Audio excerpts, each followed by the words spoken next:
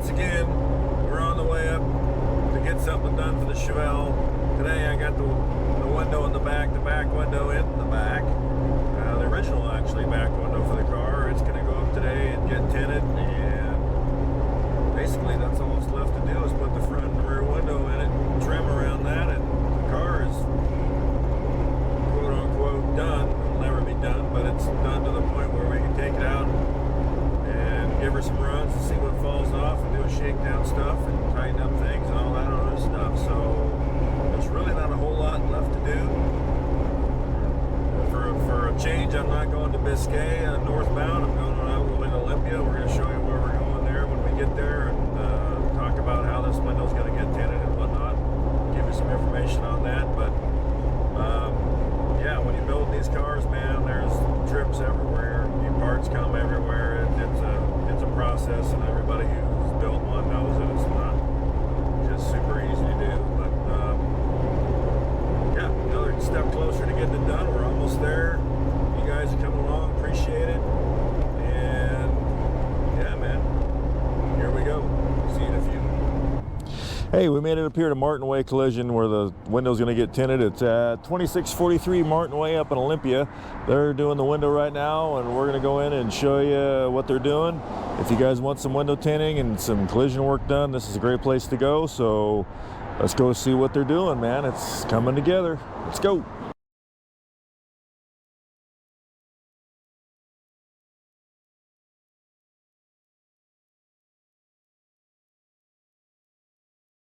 So as you can see, they're in the background doing the window for me, and they got everything, a whole bunch of other cars in here they're doing windows on too. And back behind me even further is a collision center where they do auto repair, collision work. So if you got something like that you need done, then you can check these guys out, maybe get a quote, see if it's good for you guys. But yeah, this is a happening place. There's people running all over like crazy, kind of like the Brock's garage, but times 10. So yeah, let's go check it out, what they got going on, and you'll see a little darker window than you did before. So here, let's go do it. It's gonna blind him. All right, as you can see, the window's done. It's a lot darker than it was and looks badass, and I appreciate these guys for doing it, and I would recommend them for whoever needs window tinting, man. Come up and get it done. Badass people, very nice, good times. Let's get it down and go put it in. Well, you see we're in the studio. Another bike of Phil's that we're working on. You don't get to see this one until we reveal it. He wants to keep it a secret since you're keeping the Chevelle a secret.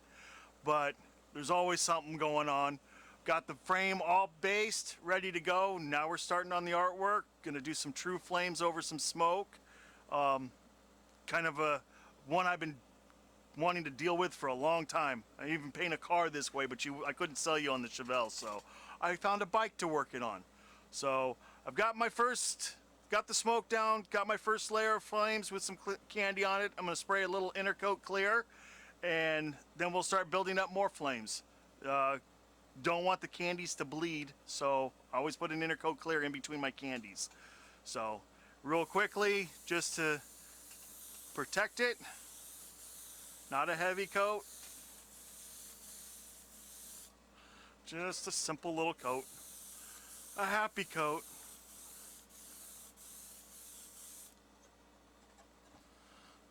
Alright, so now we're going to build our secondary flames, and basically I use a stencil, but stencil is just for one little edge. So basically I'll come in and hit it kind of like that, and then we'll build up on that.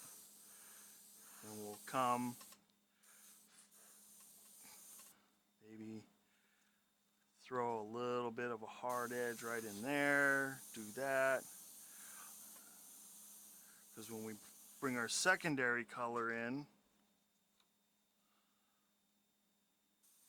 it will show that harder edge.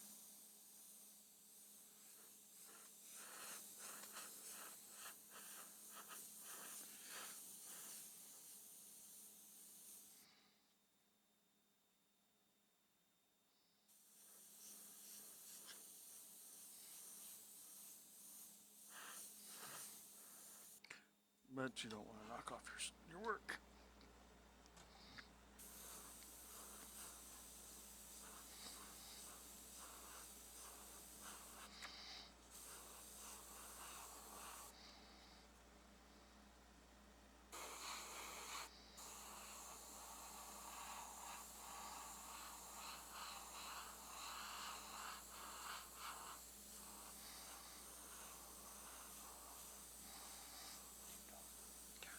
Now basically what we're going to do here, we're going to put an orange candy over this. So in building these up, it's just going with the flow. Some hard edges, most of it, because if you think about it, we have a gas that transitions, and that's what's making your colors change, is the gas is in the flames. So try to just, don't be, it's all random. The more random you can be, the more realistic it's going to look. I don't want flames to look at all the same.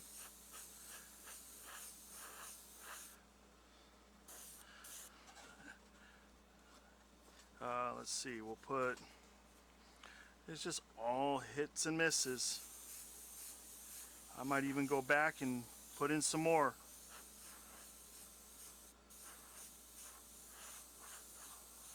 Okay, now that we got our flames laid out, our secondary flames, now we're going to put a candy orange over it to build up the second layer.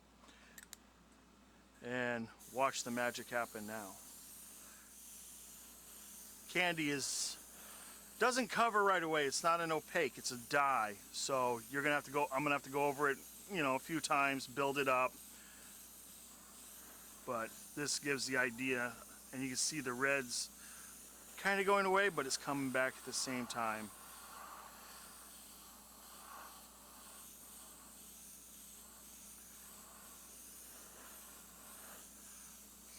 Beautiful, happy little flame. As Bob Ross would say, our mentor, a happy little flame, a happy little lick. We'll just build it up.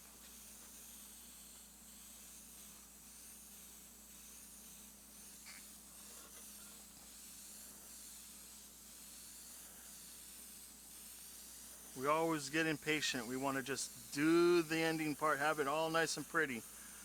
I'm guilty of it myself. That's why I build up in one spot.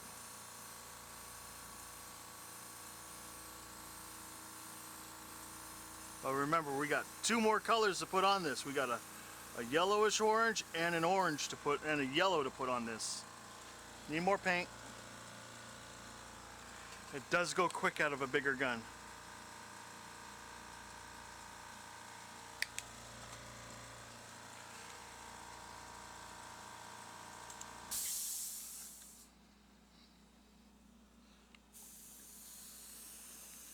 Okay, now that those are done, now we're going to put another coat of Intercoat Clear so that we can protect, not have the yellow or the red bleed through, because the next one's going to be yellow. But I don't want the colors to bleed. This will give the depth. It'll make the flames stand out more. Gives them a three-dimensional look, you might say. Like you could almost get burnt if you were to put your hand into it. Okay. That's a little heavier of a coat, so we're going to let that dry a little bit. Because I also got to clean out the other brush and put a little bit of white and yellow in. Okay, now that we got our orange Intercoat Clear over that, now we'll start building up the flames and build them up even tighter. We'll put more flames in there, use the stencil, come back. Some of the highlights that I have on the orange I'm going to do again with the white and yellow mix, and then I'll even build up some more. So this will give the illusion of it getting even hotter. And remember that it's going to get hotter the closer to the beginning than the end. Every once in a while you get a little clog, clear out the brush, back it up a little bit. My daughter was really nice. She'd go down there and get that stencil for me that I just dropped, because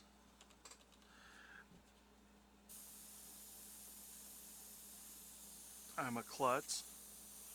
So we're just going to build more flames, build them up. Thank you, sis.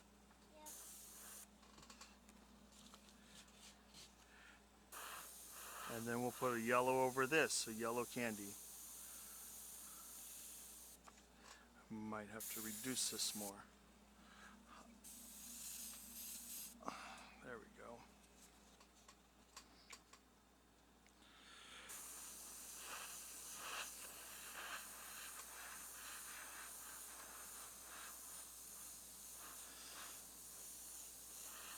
I just let the flame tell me, not even tell me. I just try to keep going with it. If it happens, it happens. I don't try to mimic anything. Just, where is it going? Flames cross each other. If you watch a fire, they cross each other. They go and they don't do the same thing. A lot of people say get references and stuff. Yeah, I think you should look at references to find out how the flame's reacting. But as far as if you build it up yourself, I think you have a better idea of how the flame jumps. Got our third set of flames, kind of highlights and stuff. Now we'll bring yellow in. Start bringing that in. And you can see how it starts to build it up. Get all those nice highlights in.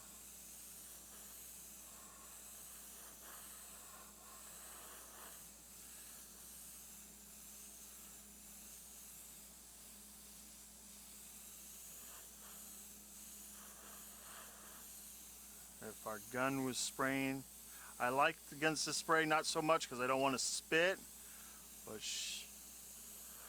this might take a few coats of this to build up.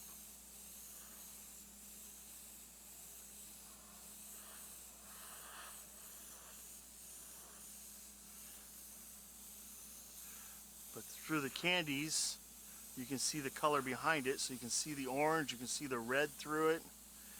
Really brings out the highlights. Okay, as you can see, it's going to take a little bit to build these up. You can see what the process is. If you want some airbrushing done, get a hold of me through Brock's Garage. You can get a hold of me. He can get a hold of me anytime. Or I'm on Facebook at Randy's Airbrush Design. This should be ready to reveal in a couple weeks. I'm hoping to actually reveal this before the Chevelle.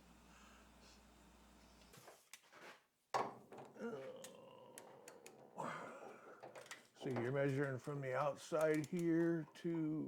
Yeah, to the side of the frame. I got 5.5 on this Yeah, side. check that side there. See what you got. Make sure And body square. we are on the money in the back.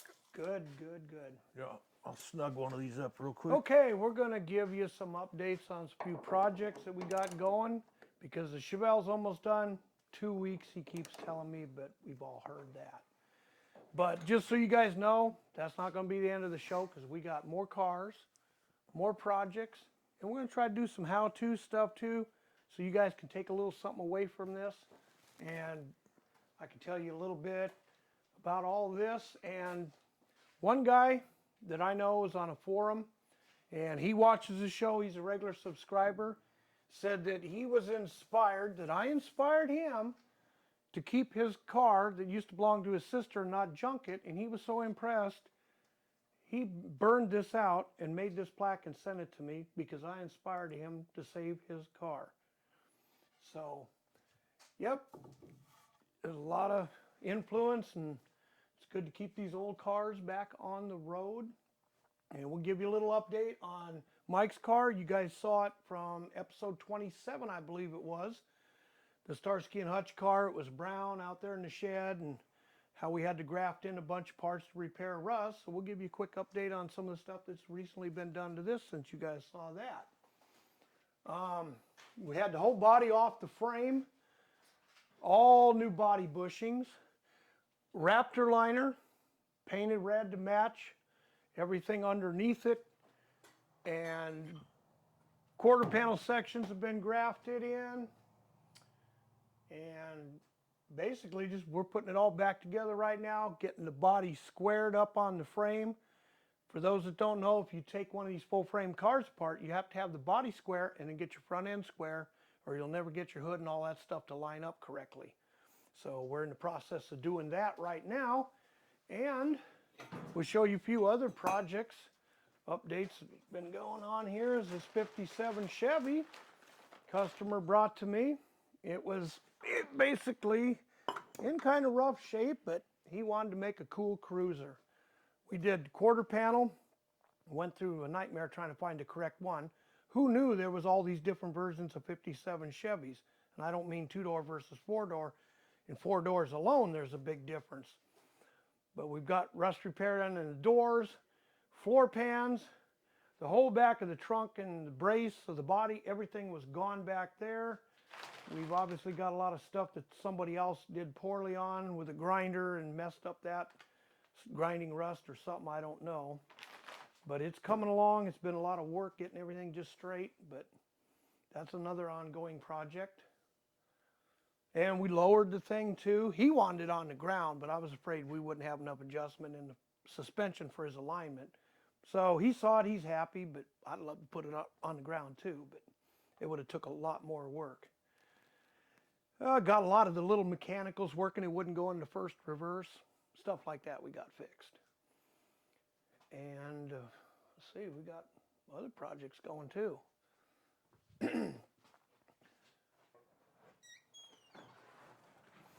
Okay, now we're going to show you guys a project, something I've been working on for the last couple of years. Haven't had a lot of time doing everybody else's cars, but you guys seen little bits of pictures of this, but I'm going to tell you a little bit more about it and how far it's progressed so far. This started out as a 67 coupe. We'll show you a couple pictures of how it was when I got it and what it's become. It was pretty rusty. I bought it to do a fastback conversion the correct way, not cutting a roof and welding and warping and bondoing. No, I built it pretty much like the factory did, all out of aftermarket parts. And if any of you use that, you know they fit, they're close, but not quite. Takes a lot of work to get everything in there. Basically, all I used was this front subframe and the tranny tunnel because the floors were rotten, the roof, So I took it down to that and bought all new side structures, roof, quarter panels, all that stuff, the metal. And then another company, Mustangs to Fear, that make really good quality, thick fiberglass Eleanor kits and stuff like that. But this is going to be a little different than the run-of-the-mill Eleanor that everybody's tired of. It's going to be a different color with a lot of different twists. It'll be more like Eleanor's evil sister. But I bought the fiberglass hood, front end, deck lid, rear valance, the Shelby style taillight panel, all that to go on it. I'm reusing the original fenders because they were good. And another set of doors that came with the car. They had a tiny bit of rust starting, but I had them all acid dipped. Down there, Greg did it for me. You remember my interview with him at the Portland Metal Cleaning, or American Metal Cleaning in Portland, Boring a strip club in Portland, by the way. And he did a lot of that for me. The original dipping on this I had done at Metalworks down in Eugene at the time.